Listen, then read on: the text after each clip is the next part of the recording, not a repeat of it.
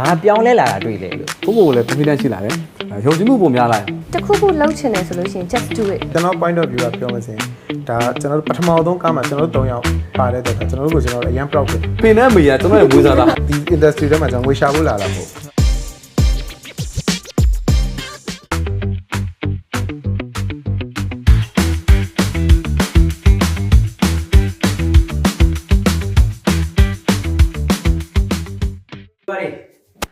sorry နောက်ကြပါဟုတ်မ နည်း င်္ဂ မ လာ နက် ပါ ကောင်းနေ မနက်ကောင်းနေ မင်္ဂလာပါခိုင်းညီမလေးတုံးမင်း တိုင်းနေကောင်းလား sorry ဒါနဲ့နည်းနည်းထုံးစံတိုင်းကြာပါတယ် ကျွန်တော်တို့လာတော့လာခိုင်းလိုက်တယ် ဟုတ်တယ် ဘာမှမပြောဘဲနဲ့လာခိုင်းလိုက်တယ်ဒါပေမဲ့ Levi နဲ့ရှိနေ surprise အော် ဆိုတော့ငါကြည့်တယ်လေအများတွေ့ဟိုပွဲလဲလာလဲဆိုတော့မေးမယ်လို့တခုသိချင်တယ်တို့တမလူမျိုးတွေပြောပြချင်တယ် I'm so proud သိရမလားဆိုတော့မပြောခင်ကိုယ့်ကိုအရင်မိတ်ဆက်ပေးမယ်အနည်းအရင်မိတ်ဆက်ပေးမယ် okay ဒါဒီပါရာနီအားလုံးမင်္ဂလာပါကျွန်တော်ကကိုရဘီပေါ့နော်တည်ရလူတည်မှာပေါ့ဒီညီမလေးတွေဒီညီလေးတွေမိတ်ဆက်ပေးနေတယ်စုံမတ်ရုပ်ရှင် series ရဲ့ cast တွေပေါ့နော်ရေးပါတဲ့ cast တွေထဲမှာပါတယ်ဒီပါရာနီလို့ခေါ်တယ်ကိုလုံးက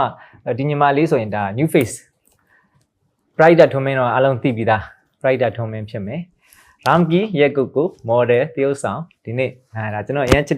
ရတဲ့ညီလေးတို့လည်းပြောလဲမမအောင်ဆိုတော့ဒီနေ့ကအနည်းကတမလူမျိုးတွေကိုမြန်မာနိုင်ငံမှာရှိတဲ့တမလူမျိုးတွေအပြင်တခြားကမ္ဘာမှာဘယ်မှာရှိမြန်မာတမလူတွေအကုန်လုံးက proud အရင်ဖြစ်ကြမယ်ငါတို့တမလူမျိုးတွေပါတယ်ဆိုတာ equally မဟုတ်ရင်တော့ပိုမဲ့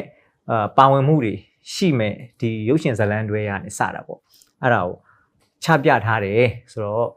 ကိုကဒီလိုနေရာမှာမေးခွင့်ရတာကိုလည်းကျေးဇူးအများကြီးတင်တယ် producer ရော director ရောအားလုံးညီလေးတို့အားလုံးကျေးဇူးတင်တယ်ဘယ်လိုစဖြစ်သွားတာလဲဒီပါရနီရဲ့အရင်စပြောဘယ်လိုကလာပြီးကန်လှမ်းလဲ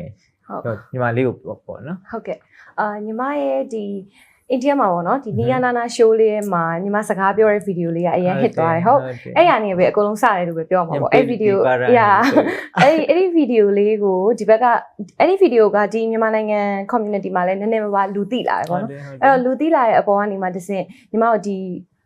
production ပိုင်းကနေပြီးတော့ပေါ့နော်ဒီကောင်မလေးကိုဒီ series ထဲမှာထည့်သုံးမယ်ဆိုပြီးတော့အဲ့လိုမျိုးပြောရနေမှာအဲ့လိုဒဇင်ကနေပေါ့နော်ဒါပြီးကန်လန်းတယ်ကန်လန်းခံရတဲ့အချိန်မှာလည်းညီမတရုပ်ဆောင်ပိုင်းတွေကကြတော့အစတည်းကလည်းအရင်ဟိုမလုပ်ဘူးအနည်းတော့မှအရှိမ ENVD ကိုပြောကိုထုံးလင်းဆိုလည်းအများကြီးရိုက်ဘူးတယ်ညီမကျတော့တရုပ်ဆောင်မတွေးဘူးလေတခါမှဒါပေမဲ့ဒီစုံမကိုဘာလို့လက်ခံဖြစ်သွားလဲဆိုတော့ဒီစုံမကညီမတို့တမလူမျိုးတွေကိုဟို proudly ပြသလို့ရမယ့်ခွင့်ရတစ်ခုပေါ့နော်ဒီ cultural က language က